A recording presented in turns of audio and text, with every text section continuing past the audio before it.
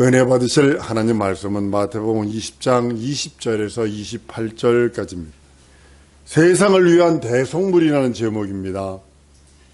예수께서 자기 자신이 이스라엘뿐만 아니라 세상을 위하여 죽어야 할 대속물이라고 전파하십니다. 오늘 본문 말씀입니다. 이것은요, 이스라엘의 전통적인 대속죄 제사를 무시하는 것과 같은 겁니다.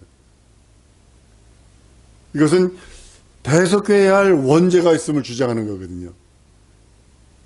예수께서 자범죄는 용서하시고 본죄는 긍휼히 여기세요. 마음의 성품죄들은 긍휼히 여기세요. 원죄에 대해서는 자신이 대속물이 되어 죽으셔야 한다는 말씀입니다. 우리 자범죄를 하나님 용서치 않으면요, 우리 살 길이 없고요. 본죄를 긍휼히 여기지 않잖아요. 그럼 우리는 절망일 것입니다. 원죄에 대해서도 자신이 대속물이 되셔서 죽으시겠다라는 말씀을 하십니다. 이스라엘의 모든 죄인들의 마음을 끌어모음을 보고서 서기관들은 예수를 향해 참남하다라는 것을 말하게 됩니다. 이스라엘이 아는 바는 모든 죄는 하나님만이 취급하신다는 것이거든요. 그러므로 예수께서 죄를 취급하심을 보고서 큰 소란이 일어납니다. 참남하다. 이 사람이 참남하다. 죄를 용서하는 걸 보고서요. 그러나 예수께서는 이스라엘의 전통적으로 죄의 결과는 저주라고 알고 믿었던 것을 아셨기에 인자가 세상에서 죄를 사하는 권세가 있는 줄 너희로 알게 하노라라고 선언하십니다. 중풍병자에게 말씀합니다. 내 침상 들고 집으로 가져가라. 걸어가라. 가라. 이 소리는 내 죄 용서받았다. 동격으로 취급하고 있어요. 내 침상 들고 가라. 이 소리와 내 죄 용서받았다. 동일히 취급하는 이유가 뭐냐면 죄로 인해서 병들었다 이렇게 취급하는 세대이기 때문에 그렇게 말씀하는 겁니다.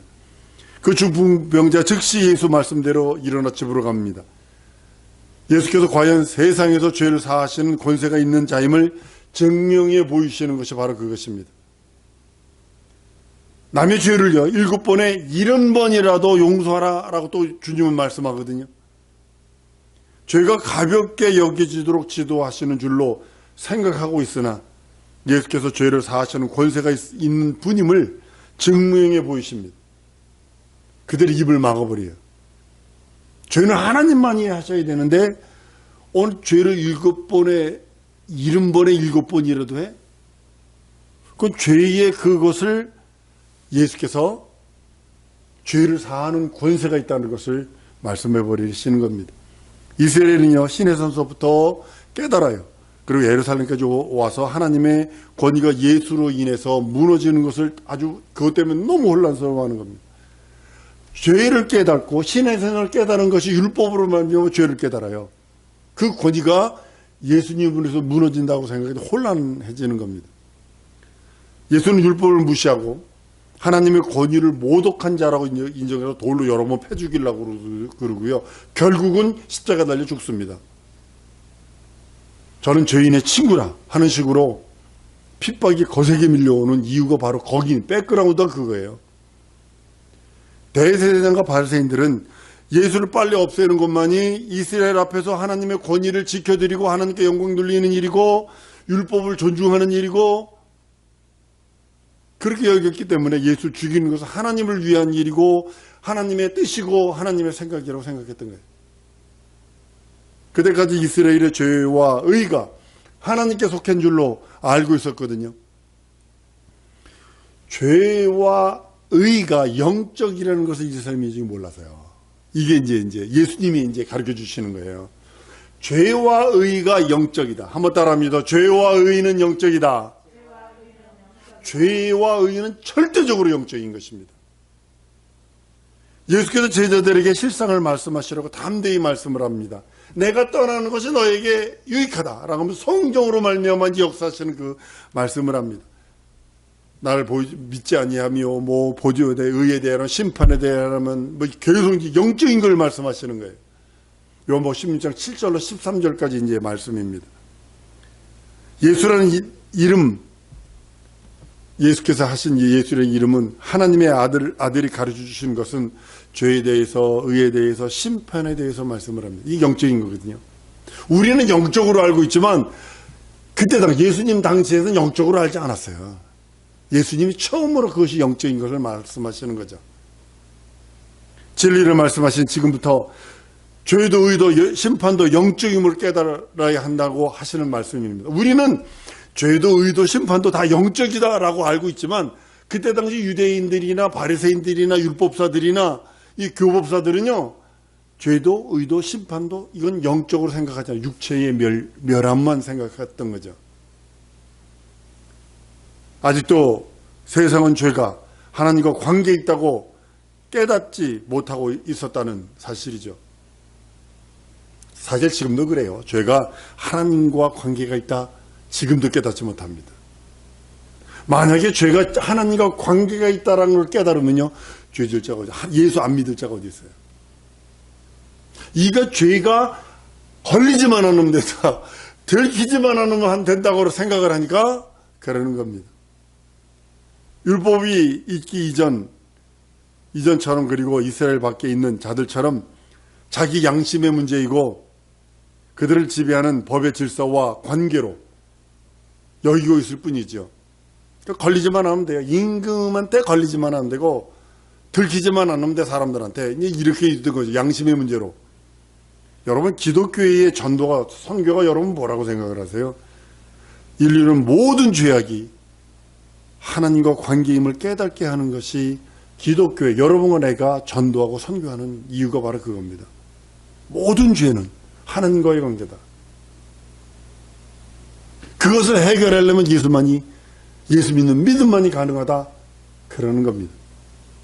그리고 모든 죄의 원인이 영적인 것으로서 마귀에게 속한 것임을 깨닫게 하는 일입니다.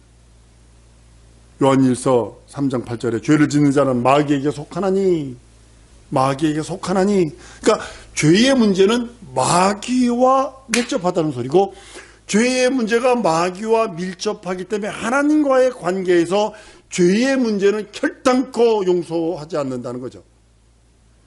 그리고 죄의 문제를 하나님과 해결하지 않으면 안 된다는 거죠. 마귀라는 존재는 실상이죠. 마귀에게 속한 영들이 귀신이고요. 귀신들로 죄로 인해 당하는 모든 불행과 저주, 그것들이 마귀와 귀신들이 갖다 주시는 그 원인임을 깨닫게 하여서 예수 이름으로 마귀를 대적하고 귀신을 쫓아낼 수 있고 모든 병과 불행, 제어할 수 있는 능력이 예수 이름, 그 안에 있다고 말씀하는 겁니다. 예수께서 죄를 사하시는 이 심을 우리는 알고 믿고 의지하고 그대로 순종하는 것입니다. 이것을 이제 깨닫고 이것을 그대로 순종할 때 이제 역사가 일어나는 거죠. 이스라엘은 이제까지 죄로 인해서 받은 그 죄값, 그 값을 근본적으로는 몰랐던 것 같아요. 이스라엘 민족이. 죄에 대해서 그것은 그냥 돌로 패 죽이는 거, 그 정도 알았던 것 같아요. 예수께서 말씀하신 대로 예수 그리스도를 믿지 않음으로 죄값을 치러야 할 죄가 있다는 것을 예수로 말미암아 이제 알게 되는 것이죠. 인자는요, 아버지의 이름과 아들의 이름과 성령의 이름인 예수 이름으로 오셨어요.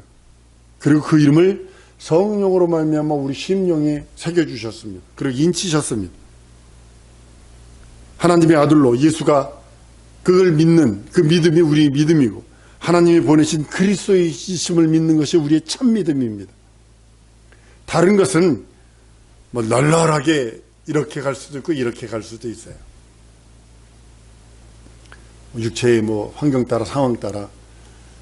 우리나라 음식이요, 외국 사람들 비건이라고 해서 고기 절대로 안 먹는 사람들이 있습니다. 우리 한국에 오면 할렐루야 한답니다. 그게 너무나 좋다고 그럽니다. 나물들 자체가 하나도 고기가 안 들어가잖아요. 막 너무 좋아한다고 그럽니다. 비빔밥, 특별히 여기가 비빔밥 너무너무 좋아한답니다. 근데 그거 빼고 먹으니까, 고기들 빼고, 계란 빼고, 뭐 계란도 안 먹어요, 그 사람들. 뭐 하여튼 그렇습니다만 음식은 이렇게 먹을 수도 있고 저렇게 먹을 수도 있고 그렇지만 우리의 믿음만은 예수는 하나님의 아들이요 하나님으로부터 오신 그리스도이심을 아는 것이고 믿는 것입니다. 이스라엘에게 율법이 있었어요. 그런데 그것은 믿음은 아닙니다. 율법으로는 죄를 깨닫고 믿음으로는 예수 그리스도를 깨닫는 거예요. 대단히 중요한 겁니다. 한번 따라합니다. 율법으로는 죄를 깨닫고 믿음으로는 예수 그리스도를 깨닫는다. 예, 이것이 여러분과 나의 믿음이에요. 율법으로는 죄를 깨닫는 거예요. 율법이 없으면 죄인지 죄가 아닌지를 몰라요. 하나님과의 관계인 것 자체를 몰라요. 이스라엘은 율법을 깨닫기 전에 먼저 체험한 것이 유월절의 이적이거든요. 이게 기가 막힌 거. 하나님이 이거 기가 막히게 해놓으신 겁니다. 율법이 있기 전에 먼저 유월절을 먼저 깨닫게 하신다는 거죠. 유월절의 이적이죠. 유월절의 이적은 세상 권세와 그에 속한 종의 신분에서 자유해방 탕감을 받는 역사거든요. 율법이 있기 전에 먼저 유월절의 이적이 있어요. 가나안과 저주에서 그 손에 재물을 가지고 나오잖아요. 복된 기사가 열리는 거잖아요. 하나님의 명하시기를 율법이 이스라엘에게 도착하기도 전에 먼저 유월절을 영원히 기념하라고 그래요. 율법을 영원히 기억해야 되고 하나님의 이름을 영원히 기록해야 되는 이름입니다. 그런데 그 전에 먼저 주신 것이 뭔지 아세요? 유월절을 영원히 기억하라, 기념해라. 출애굽기 12장 말씀이기도 합니다. 예수께서 잡히시던 날까지 지켜졌어요. 잡히시던 밤에 떡을 가져서 축사하시고 떼어 가라사대 이렇게 유월절 하시는 거거든요. 여러 가지 율법이 오기 전부터 이스라엘이 유월절을 대대로 지켜야 할 절기로 명령하십니다. 이것은 율법보다 유월절이 우선함입니다. 율법보다요. 율법으로서 정죄함보다 보혈로서 베풀어진 긍휼과 자비가 하나님의 그 살찌고 피 흘린 그 공로가 우선이라는 것이죠. 유월절은 예언이고 언약이거든요. 예수 그리스도의 대속이 율법보다 우선하고 긍휼이 제사보다 우선한다는 것을 보여주는 복음이거든요. 예수 그리스도는 율법보다 우선하고 예수의 공로는 모든 죄보다 우선한다는 것을 말씀하고 있는 것입니다. 율법이 있기도 전에 먼저 유월절의 축복으로 말미암아 피공로로 생명을 얻게 하세요. 생명을 얻은 다음에 그들에게 뭐냐면 우리 육체의 저주가 있죠. 가난. 이걸 해결해 주시는 거예요. 그러니까 유월절, 예수 그리스도의 공로와 유월절의 그 은혜 속에는 그리스도로서 오신 죽고 부활하시고 심판하는 권세를 우리들에게 은총을 내려주시면서 주신 것이 뭐냐면 가난해서 우리를 부욕해 하세요. 이스라엘 민족이요 가난해서 부욕해 돼요. 출애굽하면서 부욕해 됩니다. 얼마나 금을 많이 가져왔던지 성막진다고 그러니까 모세가 선언을 합니다. 그만 좀 가져오게 하세요. 그만 좀. 너무 많이 가져와가지고 일을 못해요. 이 정도거든. 또 모세가 산에 올라가서 40일 동안 금식한 또 밑에서는 금송아지 만들었어요. 그 말을 얼마나 많이, 요것만한 금송아지 아닙니다. 엄청나게 크게 만든 겁니다. 우리나라 그 불상 중에 금불상이 있어요. 얼마 사람 내 손 주먹만하게 만들었는데 금으로 만들었어요. 이게 몇십 킬로예요? 몇십 킬로예요? 20킬로인가 그래요? 15킬로인가 20킬로인가 그래요? 근데 금을 얼마나 많이 가져왔던지. 근데 그것이 무슨 축복이냐면 유월절의 축복이거든요. 그들이 시내산에서 율법을 받기 전에 축복이거든요. 그러니까 하나님께서는 믿음 있는 예수 그리스도의 긍휼과 자비와 은혜와 은총, 그리스도의 공로 속에 있는 그 사람에게 뭘 주시냐면 물질의 축복도 주신다는 거죠. 그리고 그가 채찍에 맞으심으로 건강의 축복도 주십니다. 그리고 그에게 또 아울러 주시는 것이 위로하십니다. 위로하셔요. 이 6월절에 이 언약은, 약속은, 말씀은, 예언은 대대로 지켜야 할 말씀이라고 해서 예수님 오실 때까지, 예수님께서 십자가에 달려 죽기 직전까지 지켜졌던 겁니다. 마지막 예수께서 떡을 떼시며 잔을 돌리시며 6월절의 절기를 예수님으로 마감을 딱 해버리는 거예요. 그리고 자신이 6월절에 양이 되는 거예요. 그리고 영원한 제사를 드려버리는 거예요. 영원한 제사. 단번에 성소까지 뛰어들어갈 수 있는 그 능력의 제사를 드려버리는 거예요. 그래서 그 성소와 지성소를 막고 있던 휘장을 찢어버립니다. 그리고 하나가 되게 만들어요. 하나가 되어서 이제는 여러분들이 끝없이 만인 제사장으로서 할 일이 등대에 불 켜고 떡상에 떡 차리고 향단에 향 피우는 일을 끝없이 하는 겁니다.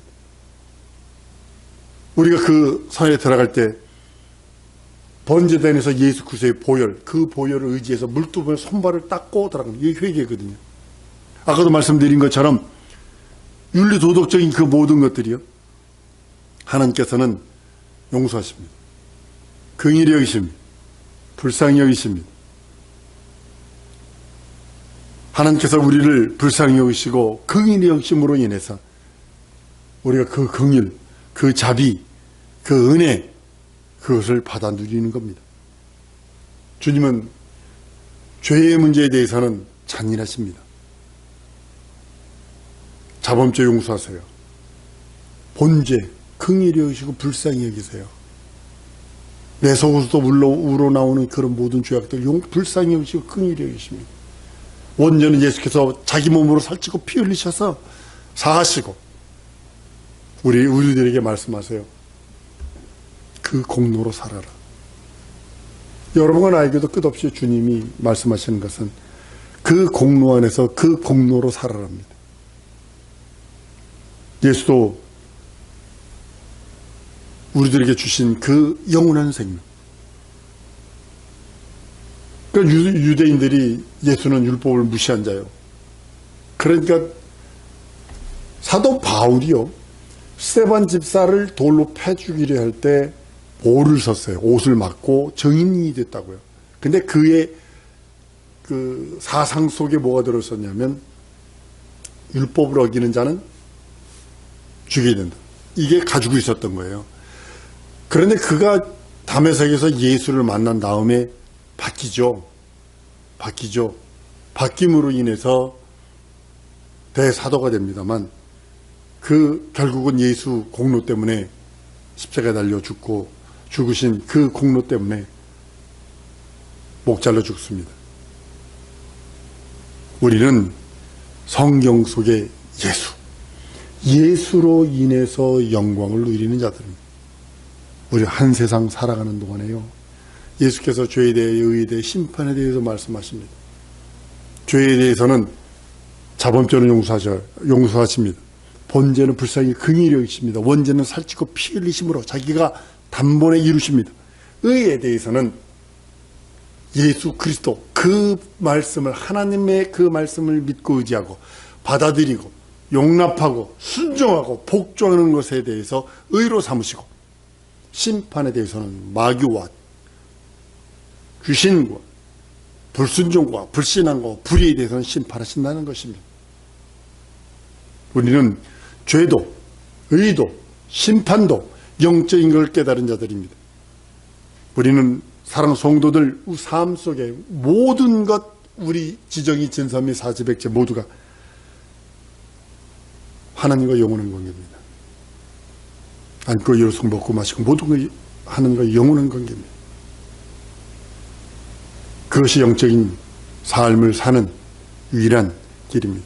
난 우리 사랑하는 성도들, 예수로 말미암아 하나님께서 계획하시고 준비하신 그 모든 것들 우리들에게 주셨어요.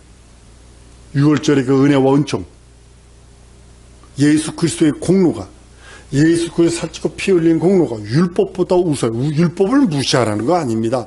율법을 무시한 것이 미국의 그 침례교단 중에 그 남침례교의 일부 교회는요, 율법을 무시해버렸어요. 그게 구원파고요. 우리나라에서는 그거 구원파고요. 예수 공로는 모든 죄보다 우선합니다. 그러니까 죄가 용서받을 수 있는 이유는 예수 공로의 생명을 누리는 것입니다. 우리 이 시간에 기도할 때요, 하나님 예수 공로로, 예수의 살찌고 피 흘린 은혜와 은총과 그 공로로 충만하게 내 영혼에 부어주시고, 내 영혼에 하나님의 생명, 하나님의 거룩함, 하나님의 영원한 능력으로 충만하게 해달라고 우리 다 같이 동성으로 기도하십니다.